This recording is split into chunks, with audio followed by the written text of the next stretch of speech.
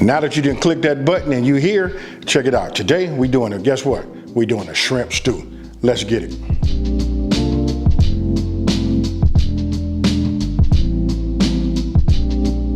You see, look, we got flour, fire roasted tomatoes. Look, now I gotta show you this part right here. This is water and the paste together, right?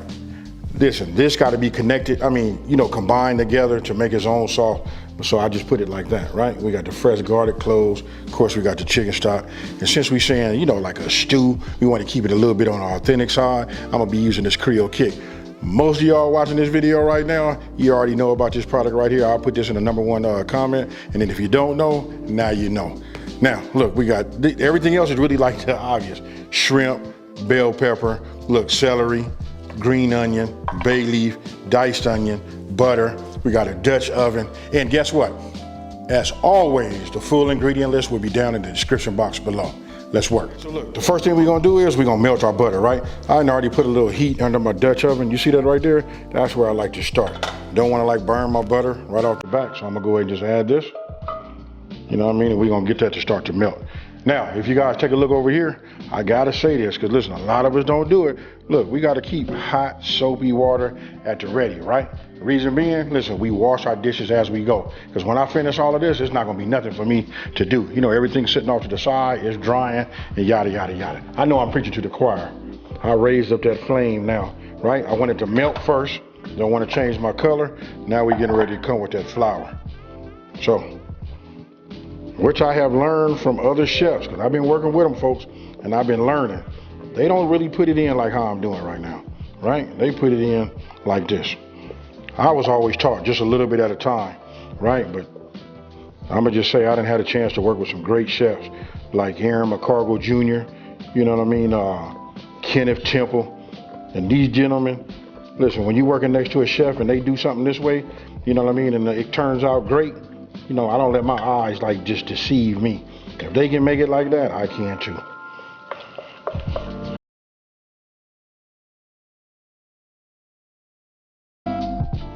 Okay, so look, I want you guys to pay attention to the color, right? I'm staying at like that medium heat, putting a little heat on it. The key is you gotta keep your elbow and your wrist and everything going. You know what I mean? You just don't wanna stop. That's the key to not, getting it to burn. And I know that I could turn this fire up even higher and go with I can go almost like a good medium size flame, like a medium high, as long as I keep doing what I'm doing, right? But for us beginners, we just want to take our time. It'll probably take you about 25 minutes to do it this way. What you're doing is you're building up your confidence, you smelling it, you looking at it right there, you're probably telling everybody that's around the kitchen, you like, hey, come here and look at this. You know what I mean? But what we're gonna look for is that dark chocolate color, right? So I'm just gonna keep on, stirring this up just like this, and then we're gonna have some success, folks, right here on camera.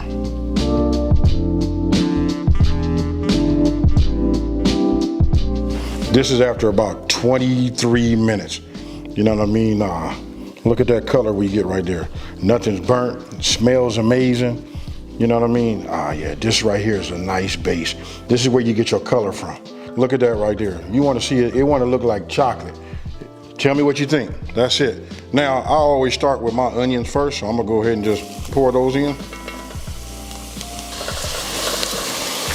I see it. You guys will see that in the very beginning. That's okay. It'll start to lump up. Now we're getting ready to start adding our bell peppers and our celery, right? Let me just keep giving this a stir. Listen, don't let it get you nervous. It does get thick. That's it right there. Don't forget, turn your fire down. You know what I mean? Let me just get everything else inside of there. So look, that's onion, bell pepper, celery. You guys know what the name of that is. Let me know down in the comment section below. Tell me, show your knowledge and show the world, right? So we got that in there. It kind of cools it off just a little bit. And with you reducing your flame back down to a medium heat, which I'm finna verify mine is right now. So while that's sitting there and that's doing this thing, guess what? I'm finna load up my garlic press, right? Because we want those flavors to be in there too. So everybody do it along with me. Let's smile. Yeah. Right? Now I'm finna just work that around and work that in. right? We only let this get a little, we let this go with the garlic in there for about maybe like a minute. That fresh garlic, it smells amazing. Everything you put in here. I almost said what the name of them veggies was, but I'll wait to read it down in the comment section below. You see it starting to boil right there? That's your veggies starting to sweat down and release their juices. Things are starting to marry together. Look right there. You see that? That's what you want to see. You want to know why Creole and Cajun and that down south, you know, food tastes so good? Listen, that's because you start building layers on top of layers, right? Now, I'm gonna get ready and add my diced tomatoes. Look, fire roasted, folks. Can you smell what I'm cooking? For our tomato paste, right? Our water. Get this nice and blended. You don't want to pour it in there, then it'll get diluted and lost. You want to make it just like this right here.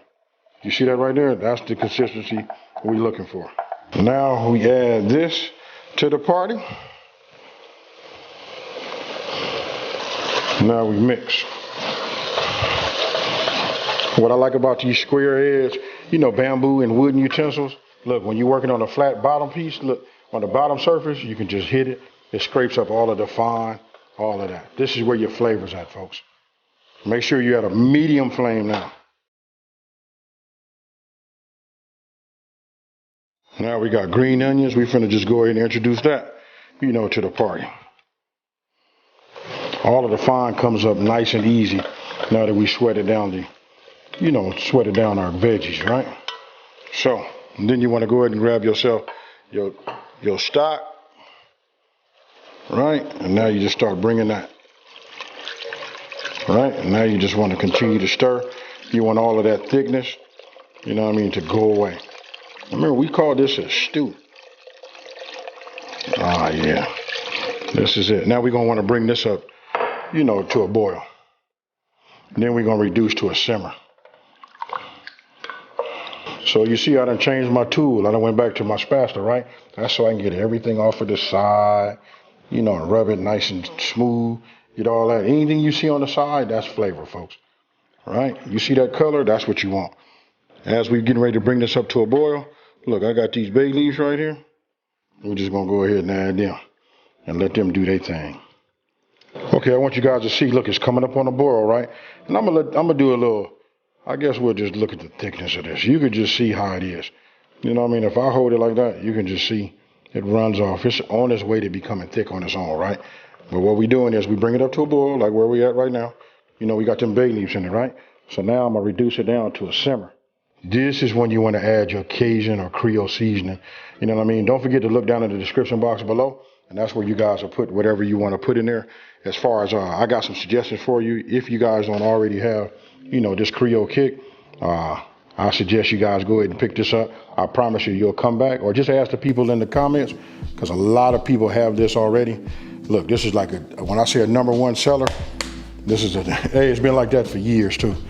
So we just go ahead and add that, and this right here is what makes it authentic. So look, you can see now we at a simmer. I can see the edge of my bay leaf. You can see your veggies in there. I just tasted it. I got it seasoned just right. Now I'm gonna put a lid on the top. That's why I like these Dutch ovens, folks. Put this over the top, and we're gonna go for about 10 to 15 minutes.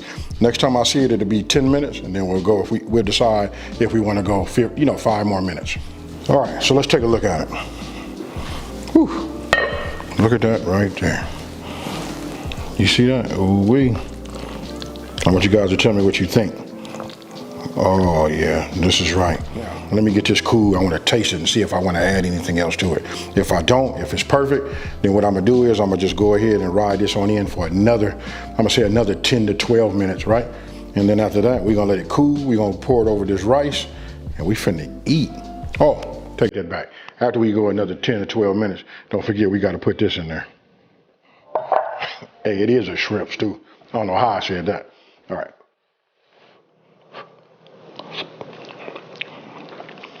Ooh. If anything I'm gonna add to it, it's gonna be like 2 generous pinches of salt. And of course I use that kosher salt, right? You know what I mean? Just boom, boom, right? Let's give it a stir.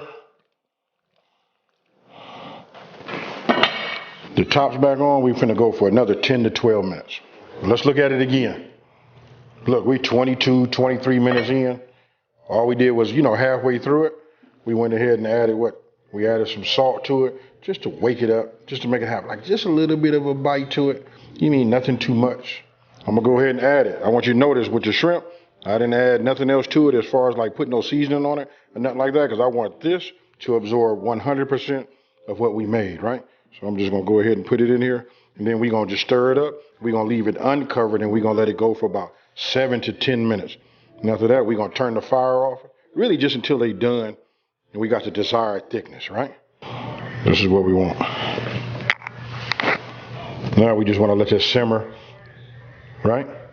And cook these until they're done. Look, my shrimp was ready really like in about 4 to 5 minutes. So I went in and turned it off, you know what I mean? And don't wanna like overcook my shrimp, right? So look, I got some rice, got my bowl. You guys can look at this right here. You can see the shrimp. Let me just go ahead and grab some. You know what I mean? Look, they curl up nice. You know what I mean? Then, like I say, I like to just pour it right on top, just like that. You see that right there? And this is more of a stew than a gumbo. There's a few other things I could have done to make it like a gumbo, but this right here is what you want to have, folks. Look at that right there.